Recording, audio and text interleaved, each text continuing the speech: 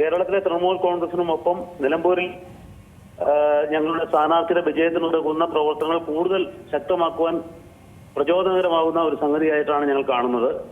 വളരെ ആവേശകരമായ ഒരു വരവേൽപ്പ് അദ്ദേഹത്തിന് നൽകാനുള്ള ഒരു തയ്യാറെടുപ്പിലാണ് നിലമ്പൂർ ജനത. ഞങ്ങളിപ്പോൾ അങ്ങോട്ട് അദ്ദേഹത്തിന് സ്വീകരണം അദ്ദേഹത്തിന്റെ പര്യടനം നടക്കുന്ന സ്ഥലത്തേക്ക് ഞങ്ങൾ പോയിക്കൊണ്ടിരിക്കുകയാണ്. റോഡിന്റെ ഇരുവശത്തും ധാരാളം ആളുകൾ അദ്ദേഹത്തെ കാണുവാൻ കാത്തു നിൽപ്പുണ്ട്. വളരെ കാലാവസ്ഥയാണെങ്കിലും അത് മാറി വരുമെന്നുള്ള പ്രതീക്ഷയിലാണ്. എങ്കിൽ തീർച്ചയായും വലിയ സംഭവമായി നിലമ്പൂരിലെ ഈ പത്താന്റെ വരവോടുകൂടി തൃണമൂൽ കോൺഗ്രസ് വലിയൊരു പ്രതീക്ഷ ഉളവാക്കുന്ന സാഹചര്യത്തിലേക്ക് കാര്യങ്ങൾ നീങ്ങും എന്നുള്ളിടത്താണ് ഇപ്പോഴുള്ളത്. അത്തരത്തിൽ നമുക്കറിയാം, കഴിഞ്ഞ 2 തവണയും സ്വതന്ത്ര സ്ഥാനാർത്ഥിയായി മണ്ഡലം പിടിച്ച ആളാണ് PV അൻവർ. എന്നാൽ അവിടെയൊക്കെ ഇടതുപക്ഷത്തിന്റെ ഒരു പിന്തുണ ഉണ്ടായിരുന്നുവെങ്കിൽ ഇപ്പോൾ ഇടത് വലത് മുന്നണികൾക്ക് നേരെ ഒരു യുദ്ധമുഖം തീർത്തുകൊണ്ടാണ് അൻവർ കളത്തിലേക്ക് ഇറങ്ങുന്നത്.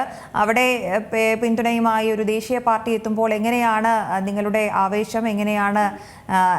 എങ്ങനെയാണ് ഭൂരിപക്ഷം പ്രതീക്ഷിക്കുന്നത്?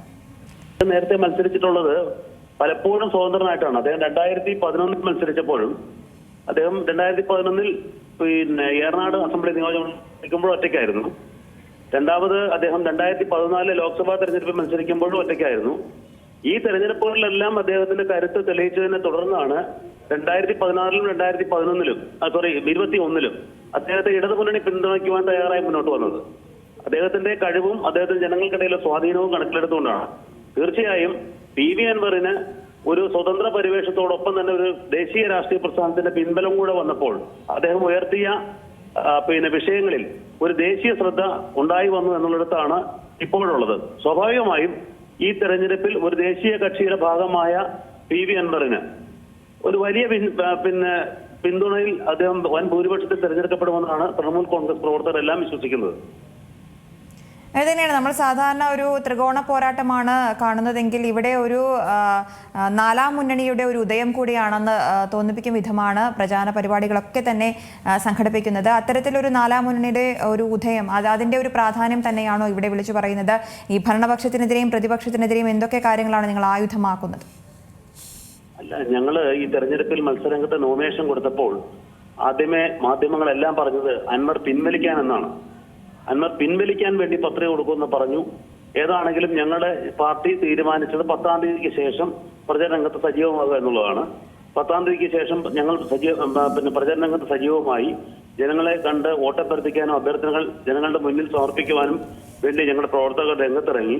ഇന്നിപ്പോ 7 പഞ്ചായത്തുകളിലും മുനിസിപ്പാലിറ്റിയിലും ഏറ്റവും കൃത്യവും ശക്തവുമായി ഞങ്ങളുടെ അഭ്യർത്ഥന വീടുകളിലെത്തി അതിലുള്ള ചരിതാർത്ഥത്തിലാണ് ഞങ്ങളുള്ളത്. തീർച്ചയായും ഞങ്ങൾ ഉയർത്തിയ വിഷയങ്ങൾ കേരളത്തിലെ വന നിയമ ഭേദഗതി വഴി ഉണ്ടായ സാധാരണ ജനങ്ങൾക്കുണ്ടായ ബുദ്ധിമുട്ടുകൾ തുറന്നു കാണിക്കുവാൻ മുൻപന്തിയിൽ നിന്ന് ആദ്യം രംഗത്തിറങ്ങിയ രാഷ്ട്രീയ കക്ഷി എന്നുള്ള നിലയിൽ PV അൻവർ നേതൃത്വം നൽകുന്ന ഒരു പ്രസ്ഥാനമായിരുന്നു. അത് അന്ന് വയനാട് പാർലമെന്റ് മണ്ഡലത്തിൽ അദ്ദേഹമായിരുന്നു ഈ വന നിയമ ഭേദഗതി വളരെ രഹസ്യമായി കൊണ്ടുവന്ന് ഫോറസ്റ്റ് ഉദ്യോഗസ്ഥന്മാർക്ക് അമിതാധികാരം നൽകുന്ന ആ ഒരു നിയമ ഭേദഗതിക്കെതിരെ ശക്തമായി മുന്നോട്ട് വന്നത്. ആ നിയമ ഭേദഗതിക്ക് വേണ്ടിയുള്ള അദ്ദേഹത്തിന്റെ പോരാട്ടത്തിന്റെ ഭാഗമായി നിലമ്പൂർ ഫോറസ്റ്റ് ഓഫീസിന് മുന്നിൽ നടത്തിയ ഒരു അദ്ദേഹത്തെ കള്ളക്കേസിൽ കൂടി ഫോറസ്റ്റ് ഓഫീസ് തല്ലി പൊളിച്ചതിന്റെ പേരിൽ അദ്ദേഹത്തെ തുറുങ്കിലടച്ച ഒരു ഭരണകൂടത്തിനെതിരെയുള്ള ഒരു ജനവികാരം തീർച്ചയായും അദ്ദേഹം തന്നെ മത്സരിക്കുമ്പോൾ അത് PV അൻവറിന് വേണ്ടി ചെയ്യുവാൻ അവിടുത്തെ കർഷക ജനത, മലയോര ജനത, മലയോര മേഖലയിൽ താമസിക്കുന്ന മുഴുവൻ ആളുകളും ഒറ്റക്കെട്ടായി നിൽക്കുന്ന ഒരു ചിത്രമാണ് ഇന്ന് നിലമ്പൂരിലുള്ളത്.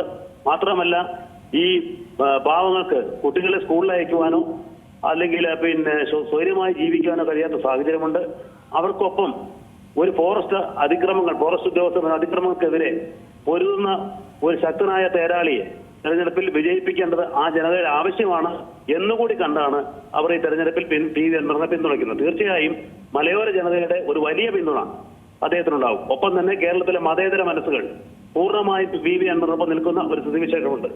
ഞാനത് നിങ്ങൾ ചോദിച്ചില്ലെങ്കിൽ ഞാൻ പറയാൻ ആഗ്രഹിക്കുന്ന ഒരു കാര്യം, PV അൻവർ CPM വിട്ട് അല്ലെങ്കിൽ CPM പിന്തുണയ്ക്കുന്ന ഇടതുമുന്നണി വിട്ട് പുറത്തു വന്നപ്പോൾ അദ്ദേഹത്തിനെതിരെ ഉന്നയിച്ച ആരോപണം എന്ന് പറയുന്നത് അദ്ദേഹം മത തീവ്രവാദികളുടെ കൂടാരത്തിൽ ഉൾപ്പെട്ടു എന്നാണ്. അദ്ദേഹത്തിന്റെ പുറകിൽ മത തീവ്രവാദികളോ ജാതിമത വിഭാഗങ്ങളുടെ പിന്തുണയിലല്ല അദ്ദേഹം മുന്നോട്ട് പോകുന്നത് തെളിയിക്കുന്ന ഏറ്റവും നല്ല ചിത്രമാണെന്നുള്ളത്. അദ്ദേഹം ഈ തെരഞ്ഞെടുപ്പിൽ മത്സരിക്കുന്നു. ഒരു മത പാർട്ടിയുടെയും പിന്തുണയില്ലാതെയാണ് അദ്ദേഹം മത്സരിക്കുന്നത്. മറ്റ് രണ്ട് മുന്നണികൾ നിങ്ങൾ പരിശോധിച്ച് നോക്കൂ.